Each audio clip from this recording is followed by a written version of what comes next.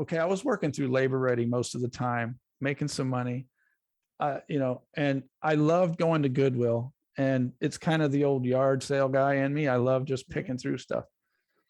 I found a Tony Robbins cassette tape program, and it was the Personal Power 2 program. And this thing was in this great big, real thick thing, and it was 30 cassette tapes. Well, I had like $18 on me, and I took this up there to the clerk, and I said, I really need this. Like, this guy looks like he's like really important, and he's got all these programs, and I see the labels. And she goes, no, the guy said, we don't bargain prices. I mean, it's priced. And I said, I got to have this. I got to have this. You don't understand my problem. I'm homeless and I got to learn this. She said, the guy said he would hold it for 24 hours. The next morning I was at Labor Ready at like 5:30 in the morning, like my record time. I made it there. I found a way to get there. I worked for the day. I made it back and I got my program. I had one of those great big Walkmans from like the 80s, and I had them funny headphones. I stuck Tony Robbins in there for the first time. I'm getting kind of some soul chills right now. I am too. But this is what it takes, though. I mean, I was walking around with my disturbed voice in my own head. And at that point in my life, I had these whiskers that were so ugly, and my hair was like 3 inches underneath my hat, just sticking out. I realized later on, you might run into this with some of your clients, and this will give you a clue. It wasn't the razor and shaving. I didn't hate shaving. That's what I thought. What I hated was seeing myself in the mirror while I was shaving. I had to look myself in the eyes. Yeah. And you know what, Joanne? There was just lifeless eyes looking back at me in the mirror, and that was me. And I finally realized for the first time, if the eyes are the window to the soul, I'm still in there somewhere. Yep. Right? Good. That's what turned me on. I said, you know what? If it's true that the eyes are the windows to the soul and I see myself, I'm only seeing this image of myself, but I'm still in there. I'm going to find this guy.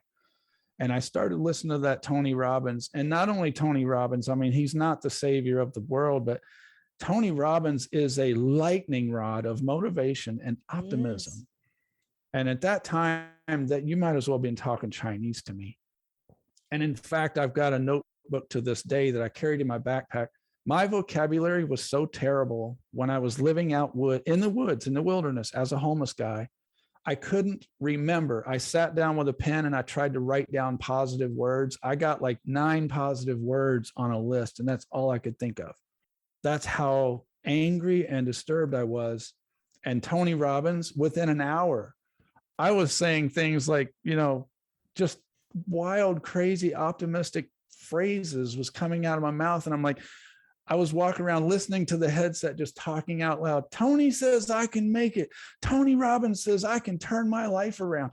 Tony Robbins is this guy. I'm going to listen to him. And yeah, that's where I was. And I got fired up, excited. And that's what it takes. That's what it takes. And it sounds like it worked for you. It didn't take 3 years of therapy, or it didn't take 3 months of something else. It's like it was pretty instantaneous for you.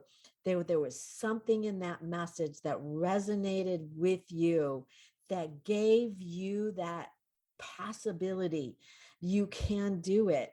And that is what turned you around. And so tell us about your life now, or since that turned you around. Oh my God. Well, I was also that guy. This was in 2007 when I discovered Tony Robbins. Okay. At that time, also, I had a fascination with bookstores. And in Portland, there's bookstores everywhere, just like coffee shops, there's bookstores everywhere. And Powell's books, and I used to love going in there, and I would buy myself, I'd pay the $3 for the coffee. I didn't care. It was great coffee. And I would stroll around in there and pick out books and just sit down. They had tables you could sit down and read, and you didn't have to buy the books.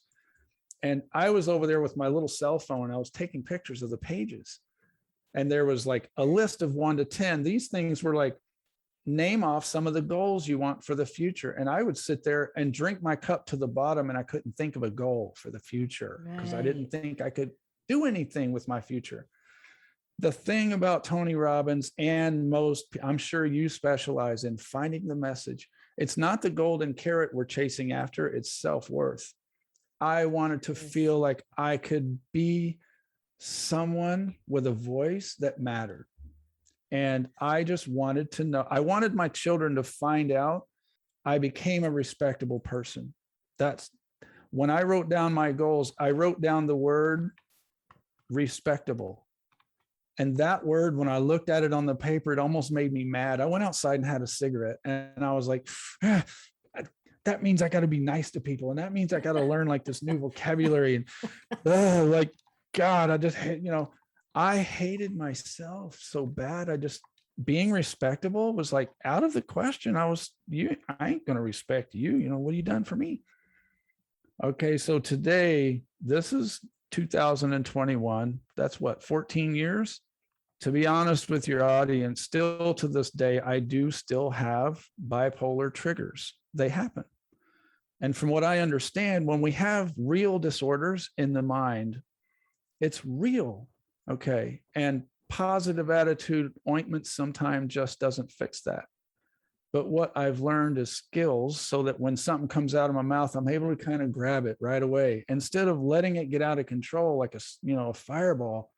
But I'm a semi truck driver right now, and I go all over the country. So that's a testimony kind of by itself, because you can't just go out and get a semi truck driving job. There's serious background checks. If you had any drug violations, any alcohol related driving violations, anything like that, even certain terminations, getting fired for a bad attitude, they ain't going to have you behind the wheel. And I gotta add, But think of the responsible behavior you have to be in. I don't know how much that thing weighs, or more or less how much that yeah, big truck costs, but you got a lot of responsibility, that you are it's responsible pretty, for. yeah, it's intense. And so in that respect, I know we don't have much time, but in that respect, what I've developed in the last 14 years now is literally a new lifestyle. Yes. The New solution to our habits. worst problems is recreating our habits and recreating our lifestyle. Instead of waking up in the morning, dreading the day and just like thinking of the mental list of everything that I have to do and I hate to do, I wake up in the morning and the very first thing I try to do is start saying things that are optimistic. And sometimes that hurts, it ain't an optimistic day sometimes, but so the lifestyle change is I have to deliberately monitor my thoughts, and I have to watch my mouth, and I have to be That's it. courteous to other people, and I have to actually want this. Okay. I have to Yes. want this It's a in choice, my isn't it? life. It is, but it's Yeah. a choice we have to reinforce not Well, only every day. You don't just wake up in the morning and decide this is all day long. right. Our choices are momentary choices all day long. And And so I see homeless people all over the place, and I see the look on their face of dread, loneliness. They're forgotten, they're isolated. hopeless. And, in part two, we'll talk more about how COVID has brought this change on us. But I get so excited. I get so excited. I sometimes I'm sitting at a stoplight and there's a guy over there just like mad, and he's smoking a cigarette, and the cars won't stop and he can't get by, and you can see him over there just mad. I used to be that guy. I used to be that guy. And that guy ain't in me no more. It's not like I've learned to control my habits to where I control my moods. That's not it. I've experienced the shift in personality where I have actually overcome and I've outgrown the man I used to Yeah, be. I call it, it doesn't serve you anymore. And It you have doesn't. It it, fell and you've off. grown. Yeah, you've grown past it. Yeah. One thing I'd like to say to the audience that I am hearing from your story as we kind of wrap this up, Wayne, is that I see self-worth and coming first, and even self-love or purpose comes from the outside first, from our family members. They're the ones that show us that you're an important part of this family. You mean so much to us. that's the way, I'll call it supposed to, but, and I put air quotes around it, in the sense that a way of functioning development happens with a child. It really truly is meant to come from the outside. But what I'm hearing in your story, and it's in my life too, but you can go back to my first podcast and hear my sad sack story as well. But that I didn't get it either.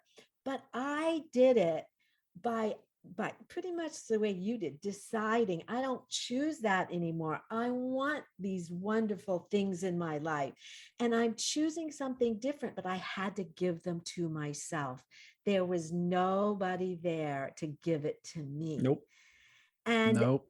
and we call that kind of a struggle, and like maybe it's not good or something, You're but you know what? self-centered. You're self-centered. Yeah, or they call it a bad word, or selfish. But I'm telling you, You're you got to self-centered. learn the skills and do it yourself. And I just want to make another comment. This background, this is not my usual background that you'll see in my podcast. And one of the reasons why I wanted to keep it up today is because I thought this was so apropos. I'm doing a Roku series, 4 series on success killers, or how to create your version of success. And, Oh this is man, I kind want of to be in my, your class. well, it's going to be on TV. It's going to be for, shows. Mm. But, this is like, is this your version of success? This beautiful picture behind me? Or we all have a different picture. But, you to me, but you have to define it. Are you living what you consider a successful life? And we can always do something different, but I want people to not compare or judge somebody else for the way they're living and seeing it as right or wrong, but in ourselves. How do we feel as we get up every morning and say yes instead of Yeah. no? So Yeah. I just wanted you to hear, I'm seeing your version of success here. And I think that's why I really wanted my audience to hear your story, that this isn't all about the poor me and the poor homeless. It is about a version of some, or a place card in somebody's life, but it doesn't mean they're there forever, or that they're gonna be there forever. They're in a place and time, and that we all can make a difference in that. And that's what we want to talk more about in part 2. But before we go Yeah. on, Wayne, I'd love for you to just kind of sum this up, or tell us some last thoughts that you might want our listeners to hear from you. And then I would love for you to tell us, how would they find you? Well, I'm kind of the extreme version. Not everyone's gonna have the kind of the toughness to go as far as I've come. Okay. I'll just say that. Yeah. And I'm not patting myself. What I'm saying is the adult reality of the world we live in is tough. It's harsh. Okay. Uh, to the extreme, when you said, what is my version of success? I just, for material trappings, me and my wife recently purchased a home. So I'm now a homeowner, which is exciting, and it Congratulations. sucks Yeah. because I can't just take time off work if I want to, because now I have a $1,200 mortgage. Okay. And But I mean, responsibility. I've got, yeah. So I was in a tent in the woods not long ago in perspective, and I had a rope tied up in this tree. And I didn't tie it up there to commit suicide, but I was very, very seriously contemplating going ahead with it, because it wasn't my life in the past that was so dreadful I wanted to kill myself. It was the life in the future. If I'm going to be this Mm. guy and this is going to be my experience, I don't want to be here. I don't want to see the future. So I had this rope up in the tree because rats and stuff kept getting into my backpack and my food, and I'd hang my backpack up there. One morning I saw this rope hanging it was just, hanging there doing like this. And like the light went on, and I'm like, geez, it would be so easy. Nobody even really knows where I am. I hardly knew where I was. Like on the map, I knew I was somewhere in the woods. You know what stopped me?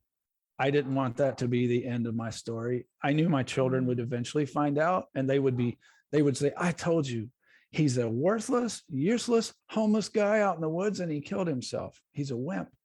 I wanted my story to be, even if they never talked to me again, they would find out I did become that respectable person. That thing I wrote down the first day I listened to Tony Robbins, he said, you've got to decide.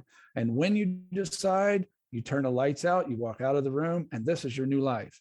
So now my definition of success, pretty much, it doesn't matter what you have to say about me or anyone's hate mail. And even if my children call me up and cuss me out loud off the phone, I now have the skills. I'm shaken by that, right? It hurts. But within minutes, I can regain myself and I can step back out into the daylight and I can continue. Whatever it is I have to do, I can continue. I didn't used to have that. So I'm working on a website now called acrossthemiles.org. And it's definitely being developed. It's a newborn baby. There's not much on there. But, you know, by the time your listeners start looking for me, hopefully I've got something going on for them. And you're welcome to share my Facebook link in your description below or whatever you guys do. And it's not, you know, this is another thing before we leave, your audience needs to know you have the absolute right to stand up for who you are. I had a Facebook page recently and I had something like 800 friends on Facebook. They weren't interested in anything to do with homelessness or the content I was trying to put out there. I could take a picture of a fudge brownie and a cup of hot chocolate and say, this is what I had for breakfast. I would get like 400 clicks and likes and all this stuff blowing up my page. I deleted the whole page, Joanne. I dropped it. I deleted that. I deleted my Instagram account at the time because I found out I was trying to please people in order to get a response. The same I was doing in my family, the same I was doing at work. So now my complete radical transformation is I've learned who I am as a person and no one can take that from me. Even if that means a toxic relationship in my family, if it's my children, if it's my mother, we don't speak. I'm not taking their poison. So that's my success. And I encourage your listeners, stand up for who you are, decide who you want to be, and then stand on it. Good for you. Oh, that's a wonderful story. I really, really appreciate you sharing that. I think everybody's going to get something out of that. So thank you for being here with us today, Wayne.